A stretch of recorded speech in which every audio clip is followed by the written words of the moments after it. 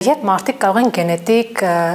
թեստ անցկացնել, որպեսզի պարզեն, թե ինչ հիվանդություններ ունեն եւ ինչպես զգուշանան։ Այստեղ մի քանի շերտ կա։ Առաջինը, եթե մարդը ցանկանում է իր առողջությունը երկարաժամկետ պլանավորել։ Երկրորդը, որ ընտանիքում մոտ արյունակցից բարեկամների մոտ կա ինչ որ հիվանդություն։ Եթե ցանկանում են դրան պարզել, դա գենետիկական է թե ոչ։ Եվ մեկ տարբերակ է, որ զույգերը երկար ժամանակ երեխա չեն ունենում, կամ բարեկամների մոտ կա, կամ իրանց մեջ ազգացական կապ կա, թեկուս հեռու, այդ դեպքում փորձում են պարզել հասկանալ դա հիվանդություն կա թե չէ։ Այստեղ նախորդ հարցին վերադառնալով ուզում եմ շեշտել, որ գենետիկական թեստերը երկու խմբի են բաժանում։ Կա որ բժշկության մեջ հստակ օգտագործվող թեստեր են հիվանդությունների ախտորոշման համար, որովհետև պետք է ապացուցողական լուրջ հիմք ունեցող լինի։ Եվ կան հետազոտություններ, որոնք որ մի մասը առողջ ապրելակերպի համար են, մի մասը ընդհանրապես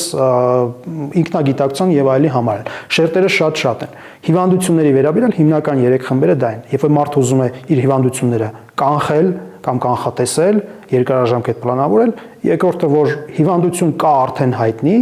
երրորդը երբ որ ընտանիք են պլանավորում։ Կան կոնկրետ գենետիկ հիվանդություններ, որ անդադ հանդիպում են։ Անընդհատ հանդիպող հիվանդություններ կան, բայց դրանք մեղմ են, օրինակ պարբերական հիվանդություն է մեր մոտ հանդիպող տարածված, որ բավականին տարածված է գենետիկական հիմք ունի։ Իսկ մնացած մասը ավելի ծանր գենետիկական հիվանդություններ, որոնք ասենք հանգեցնում են հաշմանդամության։ Այդ տարբերակները ստերոիդին ավելի քիչ են հանդիպում, դրանց քիչ հանդիպելը հենց էվոլյուցիոն մեխանիզմ ունի, որ պոպուլյացիայում դրանք չեն կուտակվում ուղղակի, որտեղ հիմնականում տենց ծանր խնդիրներ ունեցող մարդիկ սերունդ չեն թողնում ու դա հանգեցնում է որ այդ տարբերակները ուղղակի չկուտակվեն։ Դրա համար գենետիկական հիվանդությունների մեծ մասը իրանք համարվում են հազվադեպ հանդիպող հիվանդություններ։ Դες կոչված orphan disease, տենց է կոչվում միջազգային հանրության մոտ բժշկական, բայց նաև գենետիկական շատ հիվանդություններ կան, որոնք որ այդքան հազվադեպ չեն եւ կարող են պատահական առաջանալ։ Պարտադիր չի որ ժառանգվածն են։ Օրինակ այդպիսի օրինակը Դաունի համախտանիշը, որ դեպքերի 95%-ում ինքը